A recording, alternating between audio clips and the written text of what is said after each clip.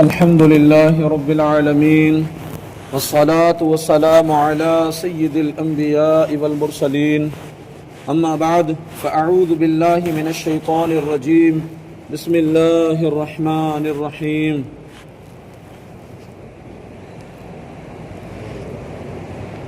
ختم الله على قلوبهم وعلى سمعهم وعلى أبصارهم غشاوة وَلَهُمْ عَذَابٌ عَظِيمٌ صدق اللہ العظیم۔ آئیے جس طریقے سے میں درود و سلام کے صیغے پڑھوں آپ بھی درود و سلام کے صیغوں کو دہرائیں۔ پڑھیے الصلاۃ والسلام علیک یا رسول اللہ وعلی آلک واصحابک یا حبیب اللہ، الصلاة والسلام عليك يا نبي الله وعلى آلك وأصحابك يا نور الله، نويت سنة الاعتكاف۔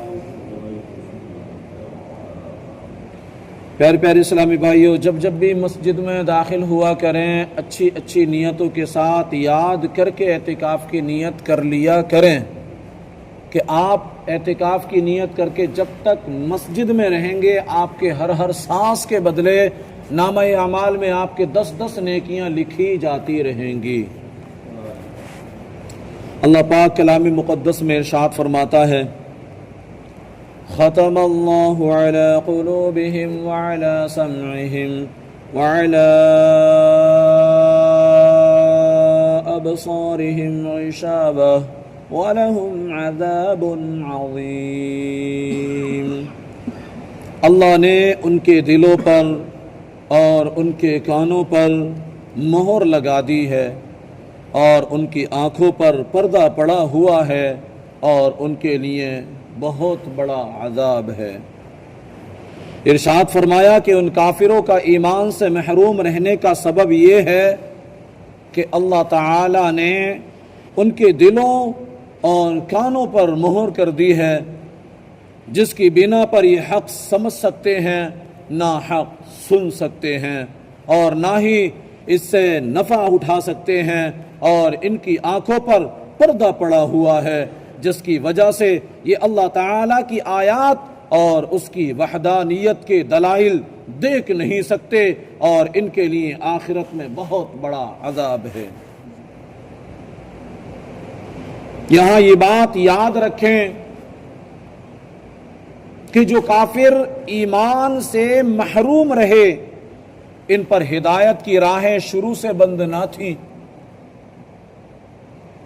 شروع سے ان پر ہدایت کی راہیں بند نہیں تھیں، ورنہ تو وہ اس بات کا بہانہ بنا سکتے تھے، بلکہ اصل یہ ہے کہ اس کے کفر و عناد، سرکشی و بے دینی، حق کی مخالفت اور انبیاء علیہ السلام سے عداوت کے انجام کے طور پر ان کے دلوں اور کانوں پر مہر لگی اور آنکھوں پر پردے پڑ گئے۔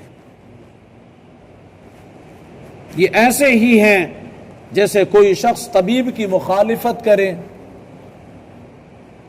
اور زہر قاتل کھا لے اور اس کے لیے دوا فائدہ مند نہ رہے، اور طبیب کہہ دے کہ اب یہ تندرست نہیں ہو سکتا، اب یہ ٹھیک نہیں ہو سکتا۔ اس حال تک پہنچانے میں اس آدمی کی اپنے کرتوتوں کا ہاتھ ہے، اپنی ہی غلطیاں ہیں اس کی، نہ کہ طبیب کے کہنے کا، لہذا وہ خود ہی ملامت کا مستحق ہے، طبیب پر اعتراض نہیں کر سکتا کہ طبیب نے مار دیا۔ تو پیارے مسلمانوں، پتہ چلا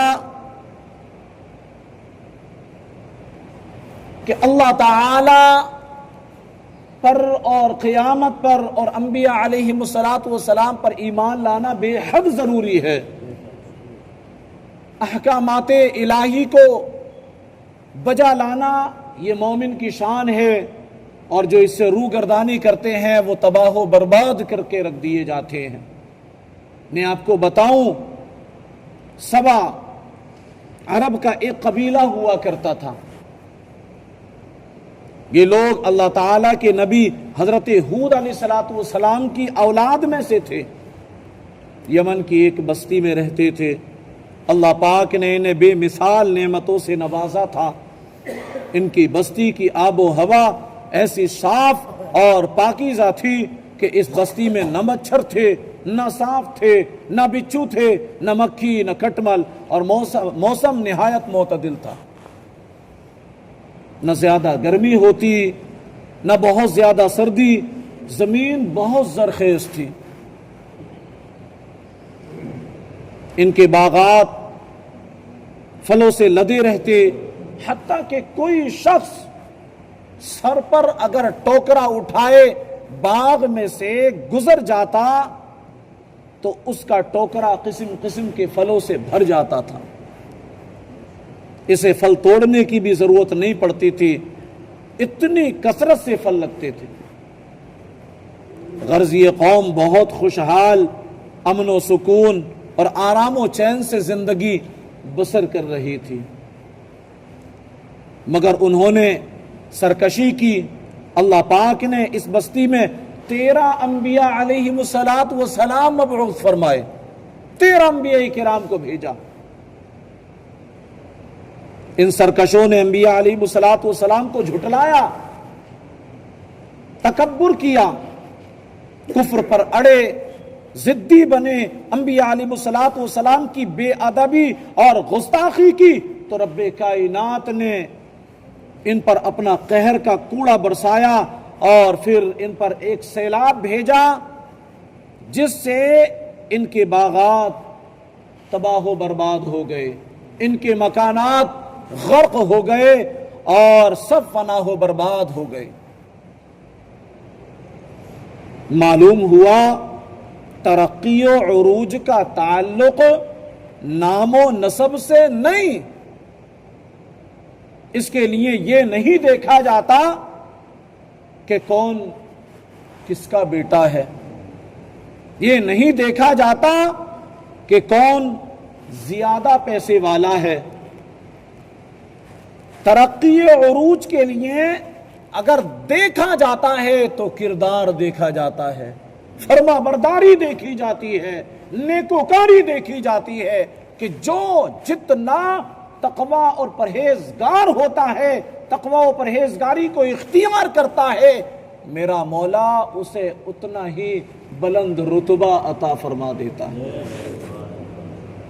اللہ پاک ہم سب کو اپنی اطاعت و فرما برداری والی زندگی عطا فرمائے اور اپنے محبوب پاک صلی اللہ علیہ وسلم کی سنتوں کا ہم سب کو عامل بنائے. آمین بجاہ النبی الامین صلی اللہ علیہ وسلم. الحمدللہ رب العالمین والصلاة والسلام علی سید الانبیاء والمرسلین. یا رب مصطفیٰ رسول کریم صلی اللہ علیہ وسلم کے واسطے ہمارے والدین کی، ہمارے استاد و پیر کی اور ساری امت مسلمہ کی مغفرت فرما دے. اے اللہ کلام مقدس کی تلاوت کی، اس کا ترجمہ بیان کیا، اس کا تفسیر بیان کی، مولا اسے اپنی بارگاہ میں شرف قبولیت عطا فرما دے. اے اللہ ہمیں قرآن کے فیضان سے مالا مال فرما دے، قرآن کے برکات سے مالا مال فرما دے، قرآن کی پوری ہدایتیں ہمیں عطا کر دے. اے اللہ ہمیں نیک بنا دے، فرما بردار بنا دے، نبی پاک صلی اللہ علیہ وسلم کا سچا غلام بنا دے. اے اللہ ہم سب کو تیرے محبوب پاک صلی اللہ علیہ وسلم کے بتائے ہوئے راستے پر چلنے والا بنا دے. اے اللہ ہمیں سچا پکا ایمان والا بنا دے، ہمارے ایمانوں میں مٹھاس عطا کر دے. اے اللہ گستاخی و بے ادبی سے ہمیں بچا لے. اے اللہ نماز پنجگانہ با جماعت تکبیر اولیٰ کے ساتھ صفِ اول میں ادا کرنے والا بنا دے. اے اللہ ہمارے گھروں میں خوشحالیاں عطا کر دے. اے اللہ ہمارے پڑوس میں خوشحالیاں عطا کر دے، ہمارے علاقے میں خوشحالیاں عطا کر دے، ہمارے پیارے پیارے ملک ہندوستان میں خوشحالیاں عطا کر دے. ملک ہندوستان کے رہنے والے مسلمانوں کی حفاظت فرما. ان کی جان مال عزت آبرو بالخصوص ایمان و عقیدے کی حفاظت فرما۔ اے اللہ ہماری آل اولاد کی حفاظت فرما، ہماری آنے والی نسلوں کی حفاظت فرما۔ مولا ہماری آنے والی نسلوں کو سچا پکا عاشق رسول بنا دے۔ اے اللہ عشق رسول کا مجسمہ بنا دے۔ مولا تیری رضا والے کاموں میں لگا دے، تیری ناراضگی والے کاموں سے بچا لے۔ مولا ہماری دعاؤں پر اپنے محبوب کریم رؤوف الرحیم علی کا تحیت و تسلیم کے صدقے طفیل رحمت کی نظر فرما دے۔ سبحان ربک رب العزت عما یصفون وسلام علی المرسلین والحمد للہ رب العالمین۔ لا الہ الا اللہ محمد الرسول اللہ صلی اللہ علیہ وسلم۔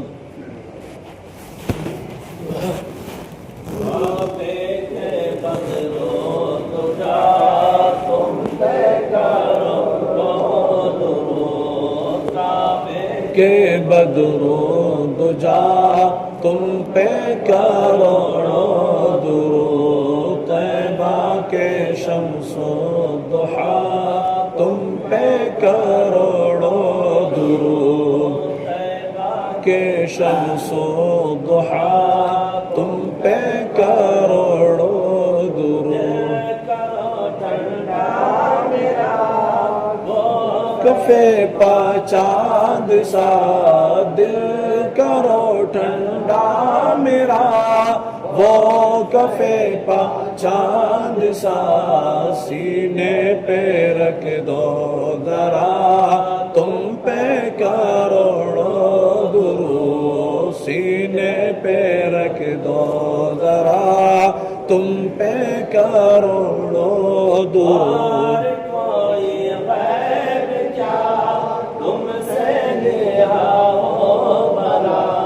اور کوئی غیب کیا تم سے نیہا ہو بھلا، جب نہ خدا ہی چھپا تم پہ کروڑوں درود، جب نہ خدا ہی چھپا تم پہ کروڑوں درود۔